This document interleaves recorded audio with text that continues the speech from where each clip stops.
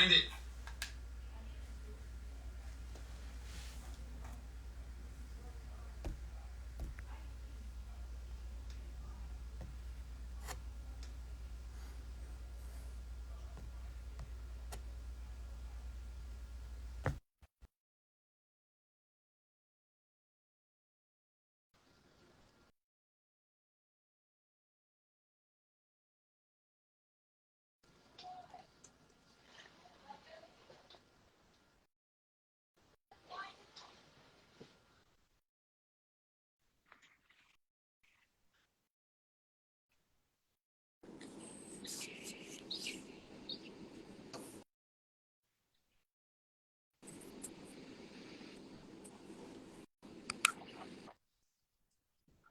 All righty, let's get right into it. Welcome everyone to the Dom and Gonz podcast. I am Dom. That's Gonz. We're gonna kick it off for you because we have a lot to unpack today. I'm doing well. Gonz, I'm doing well. Today, man? Yeah, we got a whole full lineup of stuff for you. Good.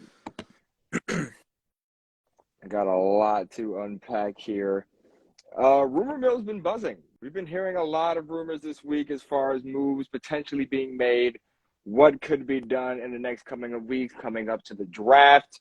We all know that some players want out, some players might want back in, pieces could be moving. Oh man, Gonz, I don't know what to tell you about this, but it's the stuff that we're hearing. I mean, how are you taking it all this? Well, why don't we start with the Darius Slay stuff? That might be a good starting point, talking about potential additions. So earlier this week, Darius Slay went on the volume and once again played with Baltimore Ravens fans, emotional support. Because obviously we know back a couple weeks ago in free agency, before he signed with the Eagles, we learned that he almost, and I mean almost, closed in on a deal with the Baltimore Ravens, which would have been phenomenal. He would have been that outside corner that we needed, that Pro Bowler, that veteran, good, experienced, type of guy. But that's not even what we're going to talk about. Then he went on to even say that not only the Ravens obviously got Odell Beckham, but they had to have – it's rumored that they might add someone else. And then he didn't want to say who. He said, I'll let y'all react to it when y'all learn about it. So what does that mean, Dom? Is this Hopkins? Is this DeAndre Hopkins? Man. Oh, man. I'm just envisioning. I know it is a long shot. We are looking at a long shot here, but I am just envisioning an offense led by Lamar Jackson with OBJ, with D-Hop, Mandrews. Oh, my goodness. That offense would be crazy to watch every Sunday. I know it is a long shot. I get it. But, man, even if we had them both for a year, how fun would this year be if we had both of them together? Like, oh, man. I don't know how many games we'd win, but it'd be more than I can give you that much for sure. With a healthy squad. Amazing. Just simply amazing. Having all those guys on the field, proven vet wideouts. I mean, that would probably bump Bateman down to what, 3 or 4? Probably, yeah. Because we got Aguilar, too. Don't forget about him. Most likely we do have Aguilar. And it's just – I feel like it raises a lot more questions than answers because what we have here, right? We sign Aguilar to his 1-year deal. We sign OBJ to his 1-year deal. We still have players on their rookie deals. I mean, how is this exactly? Let's throw a scenario out there. We do get D-Hop. Okay, we throw our assets to go get D-Hop. We didn't really have to give up any assets to get OBJ. We just had to go get D-Hop. We would just have to go get D-Hop with the assets that we have. I mean, what does this say about the Ravens if we do give up those picks to go get D-Hop? I mean, I believe so. I believe they're going to go all in for Lamar this year, so there's no excuses. And not even just Lamar, no excuses from the press or the fans that we don't have wide receivers, because I'm sure they keep hearing that over and over again. If they go out and they get D-Hop, they're in win now mode, in my opinion. They're going all in for a Super Bowl. I feel like that would be an okay move. I mean, now how do we get D-Hop? We don't have too much money. I would say we use the draft for it. I think we would have to use some picks. I don't know. I don't want to give up the one. We don't have any seconds, so it would probably have to be probably a third, and then something for next year's draft, I believe, and maybe a player in there. Pat Queen. Do you think Duvernay should be involved in that trade? That is another good point. Maybe.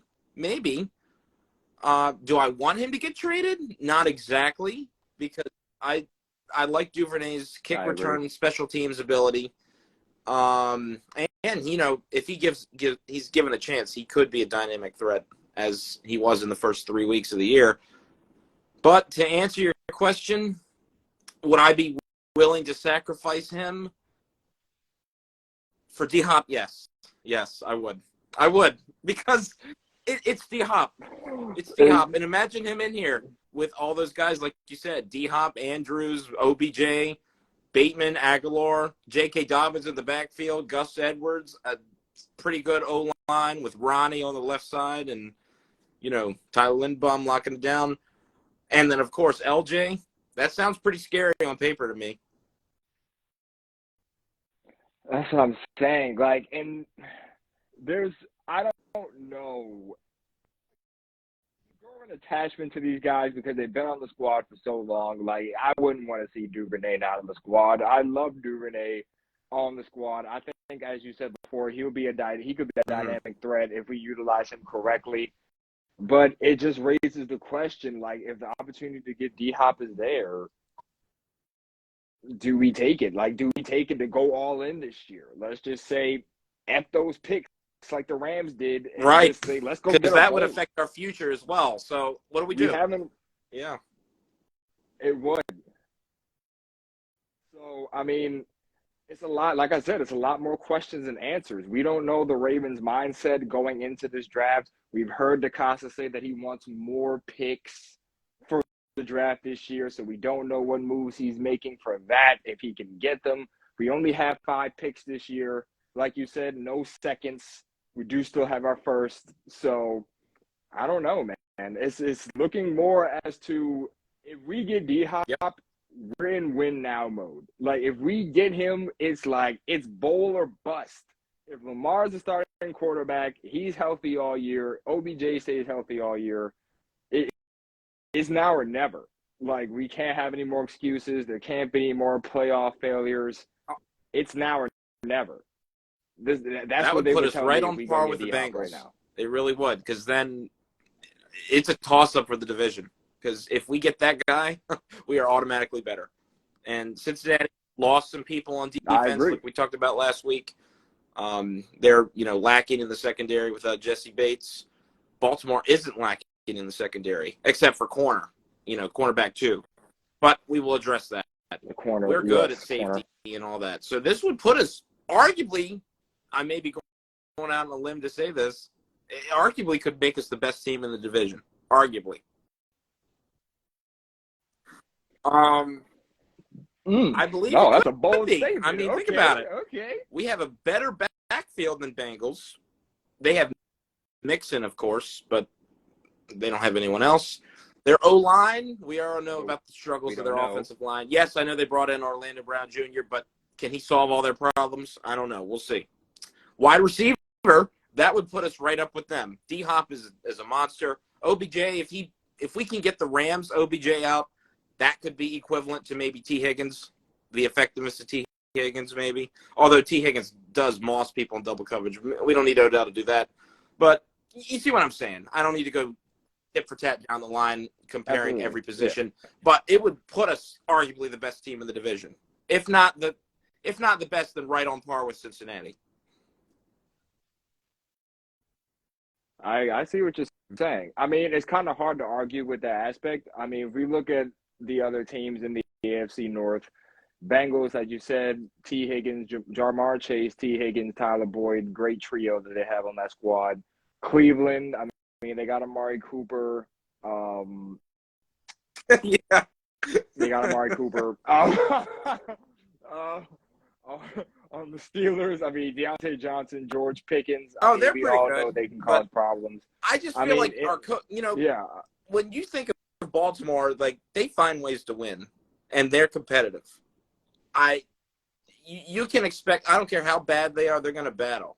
They are going to battle to the end of each and every game they play. Right?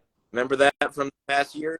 Even yeah, in 2015 when that we is lost true. our entire That is team, true. and practically in 2021 also when we went on that big skid at the end, they even pulled We off a never couple gave up. upsets in 2015. I remember they upsetted the Pittsburgh Steelers, the division leader, and almost knocked them out.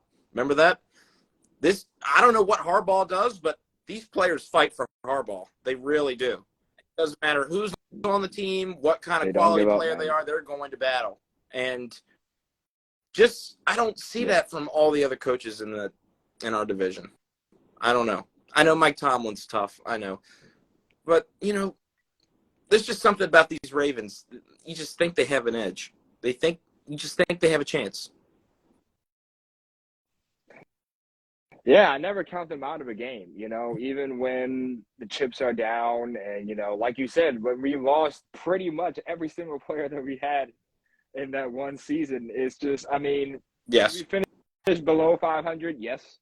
But, like, we, we stayed in there. We kept fighting. And I think that's kind of what this team defines. It defines a very resilient team that doesn't give up. They keep going. And, we've seen it throughout bursts of the year. You mentioned 2015. I mean, I just don't see this team just saying, you know what, we can't do it. Even without a squad, even when the chips are down, they can do it. So I just I have high hopes for them this year, even without whatever squad that we have. Whether we acquire D Hop or not. I mean, the OBJ signing, like we mentioned, breaking news last week, it was huge.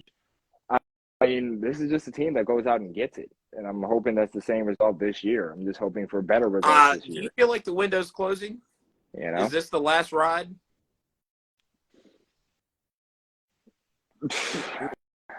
It might be.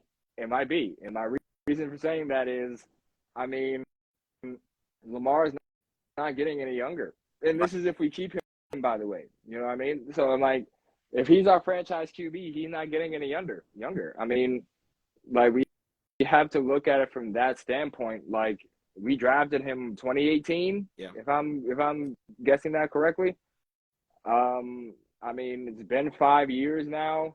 I mean, playoff exits, not making the playoffs. I mean, he's been injured, yes, but I mean, the windows, and it's not even just Lamar for the window is closing. I mean, Josh Allen, look at that, look at his squad. Mm-hmm. I mean, he's had gigs for a couple of seasons now with no results. I mean, there are windows that are closing. Like Herbert, he's about to get his extension. I mean, they just made the playoffs last year, first round exit on a horrifically blown lead.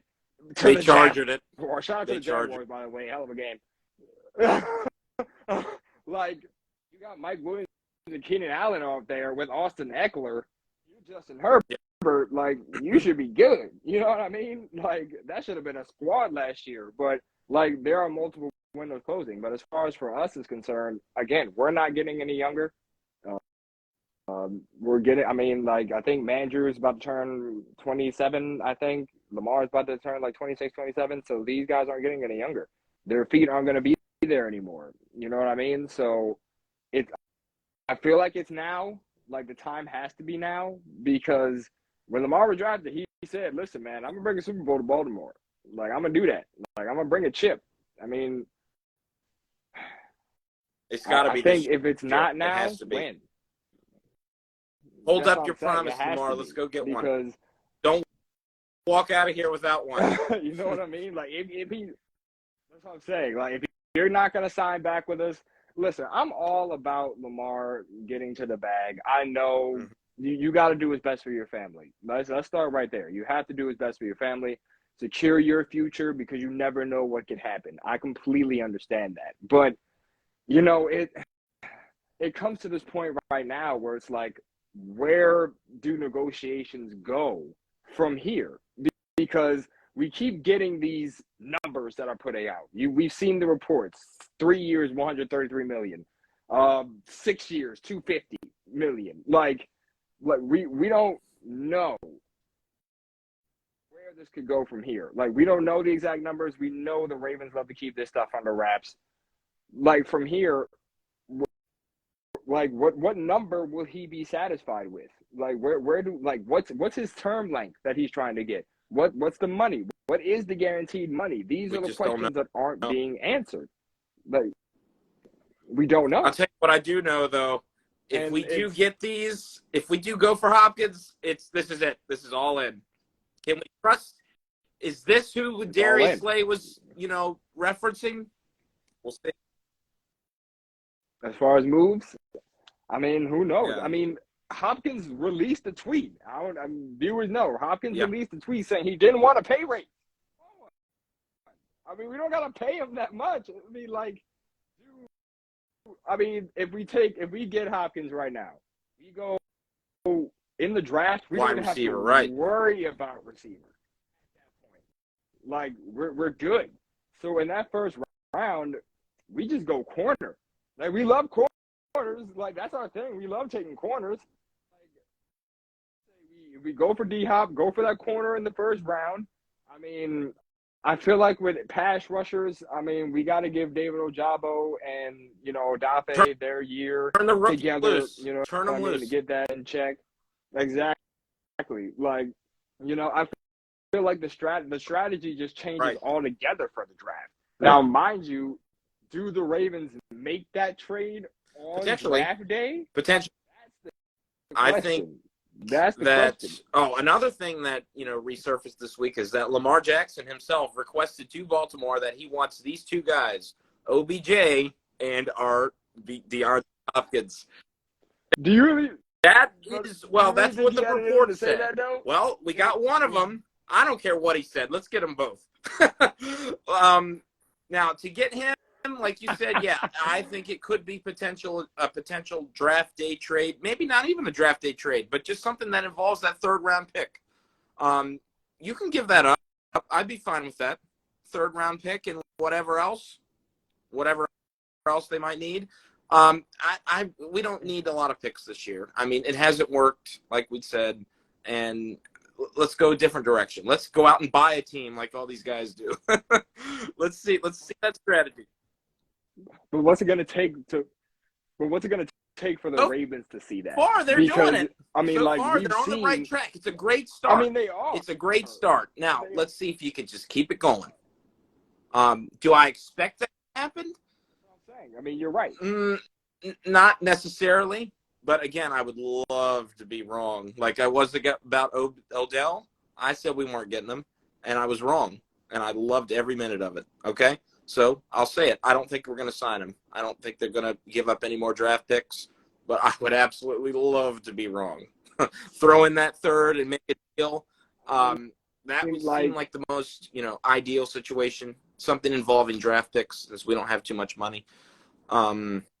I think that's the way to go. And then, then we've got the whole wide receiver room set for this year. Todd Monken has no excuse. That's Todd Monken will have a field day. Todd Monken, first year Ravens offensive coordinator in 2023. We can't expect to go all in with a new coordinator, can we? I mean, I feel like that's a lot of pressure on Monken if you think about it. Like, Monken's first year, you get OBJ, D-Hop with like that's a lot of pressure on your first year. Especially if they're in the win now, like that's a lot of pressure. You have to think about what exactly is going through Todd Monken's head through this off season, because he still has to like set up the plate, like set up how the offense is going to be run this year. Like, he has to scheme. He doesn't know who his quarterback is going to be, and then say we get all this, Lamar plays this year, and it's like, dude, if the plays suck, we're like, get Todd Monken out of here. Now, I'm not saying all fans are going to be like that, but we have the impatient ones who are going to be like, bro, I'm not seeing any results. We want Todd Monken out after 1 year. Like, and some people don't have the patience to wait for things to like happen like that. People need to understand, like, you have to work in your system.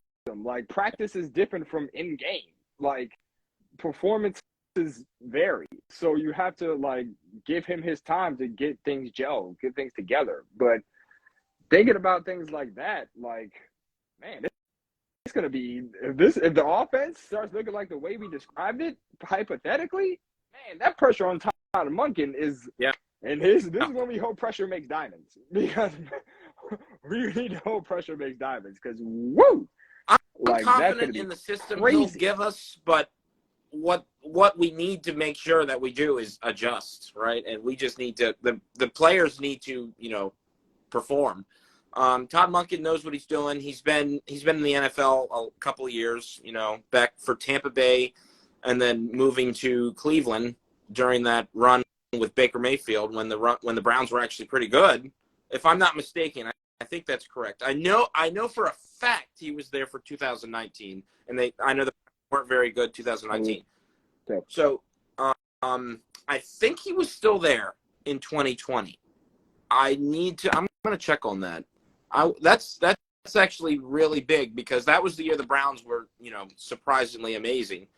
Took the NFL by storm with that running attack, decent, and ended up like 12-4 or something crazy. Let's see. I'm going to Google this right now. Coordinator. Let's see who it was. Okay. So it was a change. They had Ian Pelt during that time. So how long was Monken the coordinator for the Browns? Well, but I'd say, he just recently he was amazing in college. He won back-to-back championships. Yeah, but yeah, I do know his Buccaneers track record. That was with Jameis Winston when he threw 30 TDs and 30 interceptions. So I don't know. Yeah, 30 for 30. Nice. 30 for 30. So yes, the offense was effective, but we could maybe chalk that up to Jameis just being careless with the ball. So yeah, he's had some success in the NFL for sure. So, and before going to Georgia, of course. So let's see what we got. Let's see what we can do. Bring that Georgia stuff to us, and let's go win back-to-back I say bowls. just let him run loose. Yeah, I say we let him run loose, man. I say we just let him experiment, let him do some stuff that we've never done before, get players comfortable. I mean, I don't see why not. Like, what do we have to lose by doing that? Everybody knows what we want to do. Like, we love running the ball. Like, shoot, let's just go out there and just let him scheme, let him do whatever he wants to do. Let him create this offense, and let's go get a chip. You know what I mean? Like, we have to let him be him. And he has his history with OBJ, which makes things even better. Like, man, I don't see why not. I mean, the pressure, of course, is there, but I feel as though this year, with the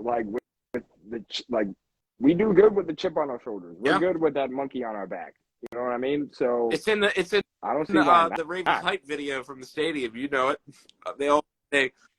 I do. I forget how it goes. It's like, if there ain't a chip on our shoulders, like, what else? What other way would there be, or something? I don't know. And the hype video we're talking about, right before they play Enter Sandman in the fourth quarter. Ladies and gentlemen, if you're a Baltimore Ravens fan, I highly recommend you go attend a game. It's such a it's an outer body experience that everyone, I think, needs to have. Like, it's electric. It's absolutely electric. I went to 2 last year, and I plan to make a reappearance this year. But yeah, man. So let's dive into this OBJ presser. I know he said a lot in his introductory presser to the team. There's some things to unpack here, some things that we need to discuss, beginning with the fact that he stated that gave him no assurances. Not only Lamar, but the team gave him no assurances that Lamar would be back this year. How do you feel about that? I still don't think he signs unless he knows Lamar is going to be here. I just don't believe it. And I understand the money and, but I just don't believe it. Because you saw what Lamar did as soon as he got the news when OBJ signed. All that social media stuff that he tends to go on. Looks happy, looks excited to me. I just don't see it. I really don't think that Odell Beckham signs with Baltimore unless he has a qualified quarterback, as in Lamar Jackson. Okay, so yeah, and I know he talked about all that other stuff with I just the Ravens wanted me or I felt appreciated, but come on now, Dom. He's fluffing it a little bit. Yeah, and I do think the Ravens I agree. do want him, and I think they do appreciate him because he is a top-tier free agent wide receiver. But I think he's kind of showing the real reason. Yeah. What do you think? I do. I think that, I appreciate him saying that the Ravens made him feel wanted, but I don't know, man. Right. We don't know what they were talking about when they were celebrating. They were in the club, obviously getting lit, but we don't. I think Lamar, like you said before, Lamar took straight to socials to say, "Hey, man, welcome to Baltimore." Yeah, it was a whole post on Instagram with 4 different things. You could slide your finger over 4 times, and I also heard at the end of that post, speaking of the OBJ post, that there was I got this. I read this online that Lamar snuck in a "I can't fold" at the end. Did you hear about that, Dom? Yeah. What is that? What does that mean? Hear about that. He's gonna sure. And second of all, I feel like he might think that we're set to make a run. Now, I may be being overly optimistic, but I think that after all the depressing stuff he's been posting on social media recently, that's kind of encouraging. Okay, I got my guys now. I can't back down. I got to go full on, give him my all, and let's go get this championship back in Baltimore for the 3rd time. So, yeah, what do you think about the end of that? I feel as though I can't really disagree with much that you're saying. I think that Lamar sees this as I feel there's 2 ways to look at it. With this offense now, he won't have an excuse to not perform, especially with D-Hop. If we do get him, that's an excuse not really to not be able to perform, especially with the players that we would have. Does he see this as, if I ball out this year, I can get a big contract from another team next year? Or will the Ravens finally see, just give me the money and just be like that? Or is it just, hey, man, I want to be here and I want to stay here for the rest of my career, but, we got to make things happen. I'm glad that you guys are, but now that you guys are, I can't fail. Yeah. You know what I mean? I don't know. There's multiple ways that people are going to look at it. I feel like from my standpoint, personally, obviously, which I did, but I just think he wants to be here, and this is me just speaking. Maybe I'm being overly optimistic, but I think he wants to be here, and I think he just doesn't want to fail us. We don't really talk about his mental state as far as where these injuries took him. We have to understand he had to sit on the sidelines and watch the team be there without him. We don't know what that does to a leader of a team who is trying to take his team all the way.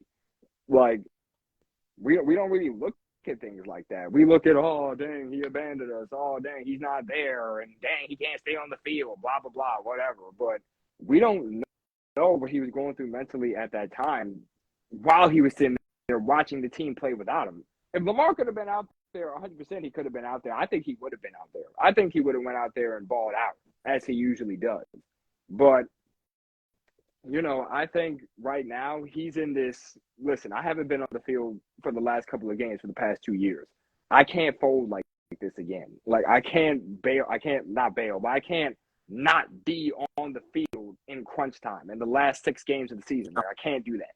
Like, I have to be out there. I have to perform, and I have to lead this team. And I think that, you know, his mindset is changing as to where, like, he's just ready to get back out there and just show the world, because the world has obviously forgotten who this man is. So he's ready to go out there and show the world who he is, who is Lamar Jackson. If he does that with us, I'm excited to see it. I can't wait to see it. Like, I just think that's where it's going with that. I just think for the past couple of seasons, he hasn't been there. He wants to be there, and, you know, he can't, you know, not be there anymore. Like, he has to be there. Yeah, 100% agree. I love that. He's got to be here for the team. No more missing time. Let's get a full 17 games out of Lamar and hopefully get that up to 21. So, yeah. Now, go back to the Odell Beckham presser a little bit. And some other news that we heard. The deal. So, obviously, we knew that he was scheduled to go, you know, meet and work out for the Jets the Monday before, or Easter Monday, actually, the night or the day after he signed. And that the Jets offered a very competitive deal to ours. Well, we saw the numbers come out recently, and Ravens offered more than $10 million more than the Jets did. So that wasn't very competitive. This shows you the Ravens were just very.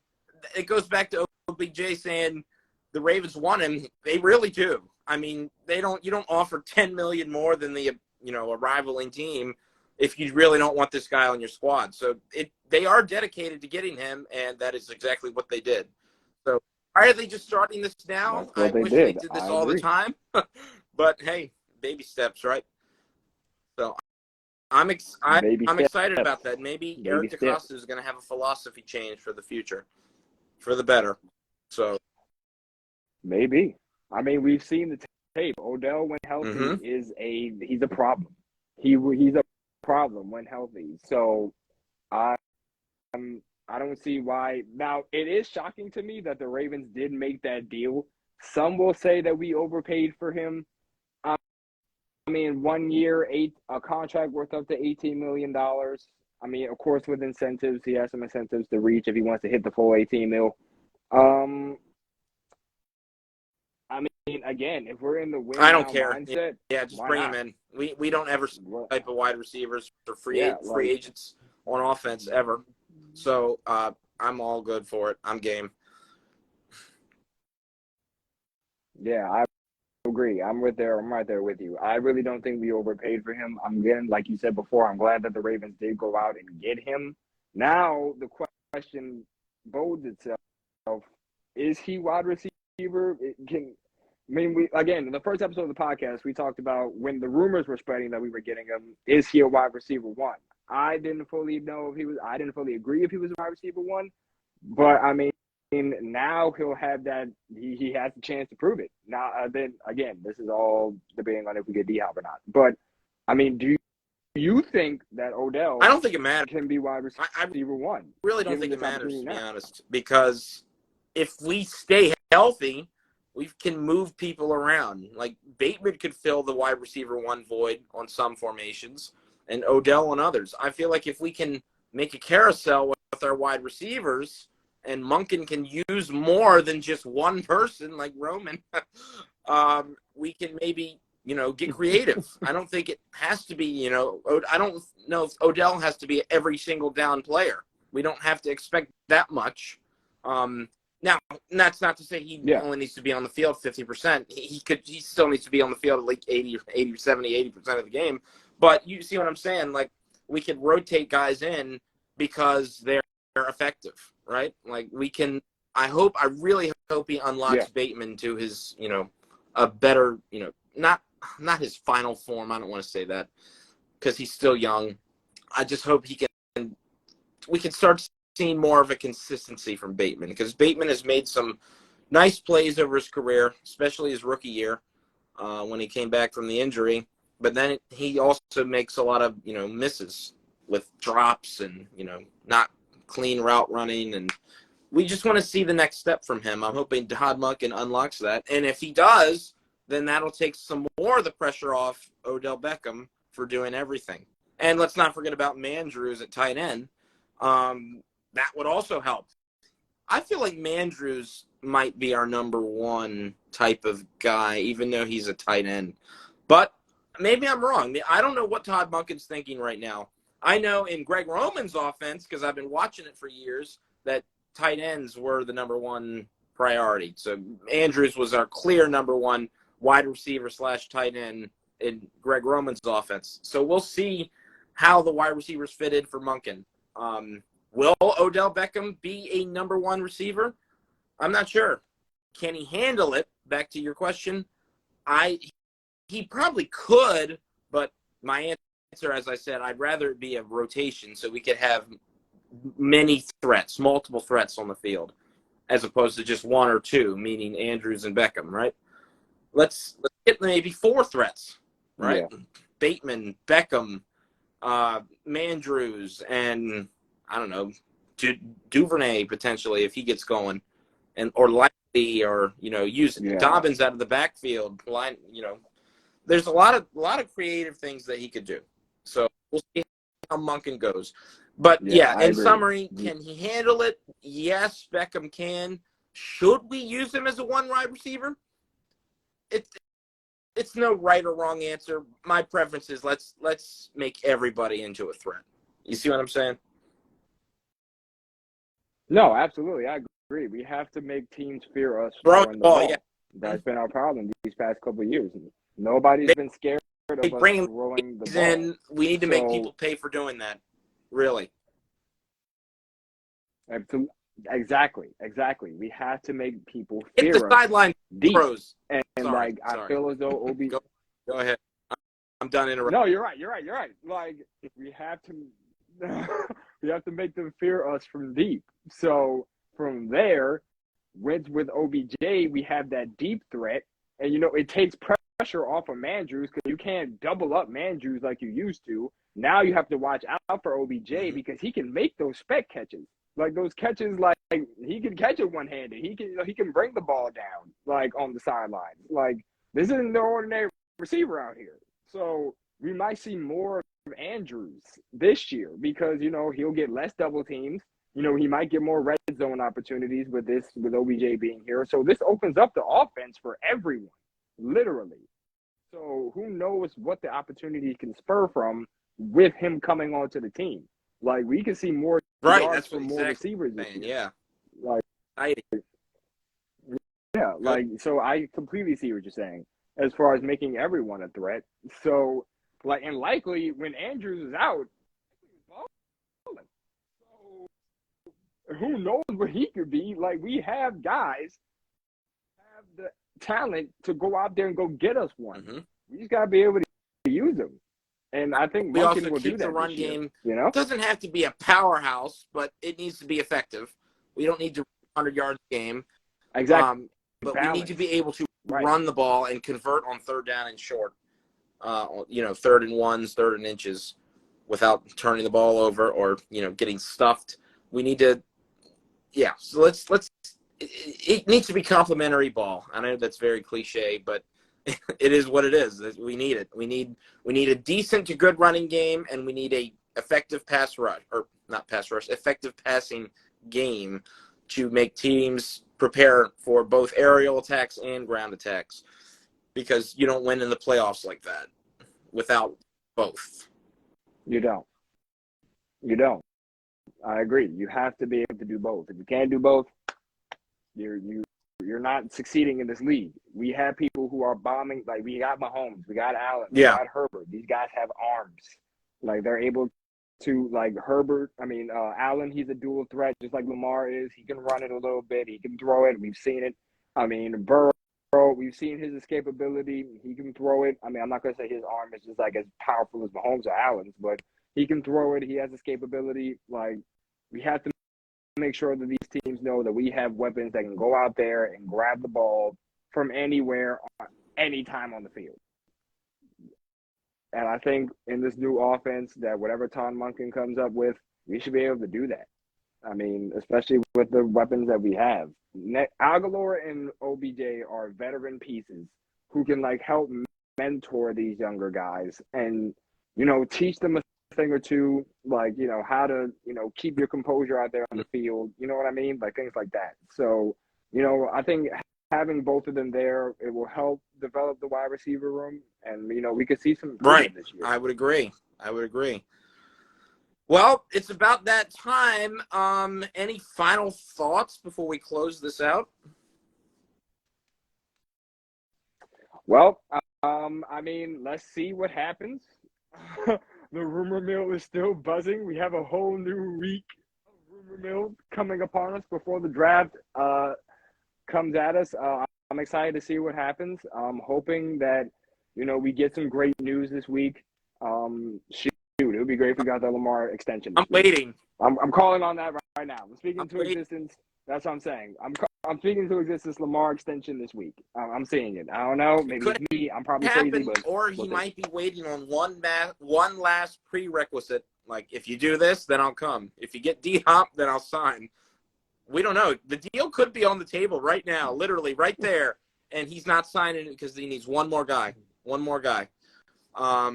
So let's go ahead, and I'm going to go ahead and just summarize earlier what we said about the Hopkins thing, the Darius Slay with the rumors. I think we should get him. Let's go after him. Let's go all in. I'm a fan, but I won't be too upset if we don't, because we already got OBJ. But go ahead, Baltimore. Take another chance. Take a huge risk. It won't. If it can't hurt you to try. Can't hurt you to put in an effort. So, yeah, lots of fun stuff. I agree. Let's go in. Let's go big or go home. Let's go big or well, go home. It's starting to heat up now for not only the Ravens, off season, but for our channel as well. We got the draft coming up. We got the game by game schedule coming out too. I believe the Wednesday before the draft. I think that's usually when they do it. Am I right about that? I believe so. Yeah, I remember. I think it's like right before they did that one year. So we got a lot of fun stuff coming up very soon to talk about. We got the draft, and we'll do a game by game prediction of the Ravens schedule when that releases week 1 through 17. So, prepare yourselves for that. We're excited for it. Until then, yeah, I can't wait for it either. We're getting real season, not too many more months. But yeah, thanks for rocking with us tonight. We'll see y'all next week. Have a good one.